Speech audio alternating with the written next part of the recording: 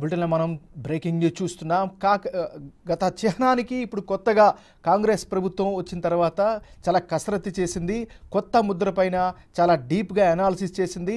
తెలంగాణ వ్యాప్తంగా ఉండేటటువంటి మేధావులు, ఉద్యమకారులు, అదేవిధంగా రాజకీయ పార్టీలకు సంబంధించినటువంటి కీలక నేతలు అందరి యొక్క ఇన్పుట్స్ని తీసుకున్న తర్వాత తెలంగాణ సర్కార్ కొత్త ముద్ర పైన స్పష్టంగా ముందుకు వెళ్తున్నటువంటి పరిస్థితి కనిపిస్తుంది. అయితే మనం ఒకసారి ఈ పాత ముద్రకి కొత్త ముద్రకి మధ్యలో ఉండేటువంటి తేడాలను ఒకసారి కనుక గమనించినట్లయితే, పాత ముద్రను ముందు మనం పరిశీలిస్తే అది కూడా రౌండ్గా ఉండి గవర్నమెంట్ ఆఫ్ తెలంగాణ అని రాస్తూ తెలుగు, అదేవిధంగా ఉర్దూ, ఇంగ్లీష్లో ఉండి ఎల్లో కలర్ బార్డర్ ఇచ్చారు.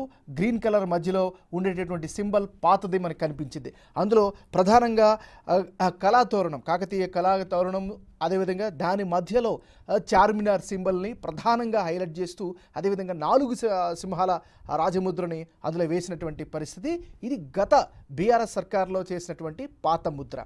దాన్ని మార్చుతూ దాని కొత్తదనాన్ని జోడిస్తూ కొత్త ముద్రను తీసుకొచ్చే ప్రయత్నం చేస్తుంది తెలంగాణ సర్కార్, కాంగ్రెస్ సర్కార్. ఇందులో కొత్త ముద్రను కనుక మనం పరిశీలించినట్లయితే ఇందులో చాలా స్పష్టంగా ఉంది, జాతీయ జెండాని పోలిగినటువంటి ఈ ముద్ర కనిపిస్తోంది. ఎందుకంటే జాతీయ జెండాలో ఏదైతే 3 రంగులు ఉంటాయో ఆ 3 రంగులు కూడా బార్డర్లో ఉండేటట్టుగా స్పష్టంగా ఇందులో తీసుకున్నటువంటి పరిస్థితి ఉంది. అదేవిధంగా ఆ 4 సింహాల ముద్ర ఏదైతే ఉందో సత్యమేవ జయతే అనేటటువంటి సింబల్తో ఉండేటటువంటి దాన్ని పెడుతూ, అదేవిధంగా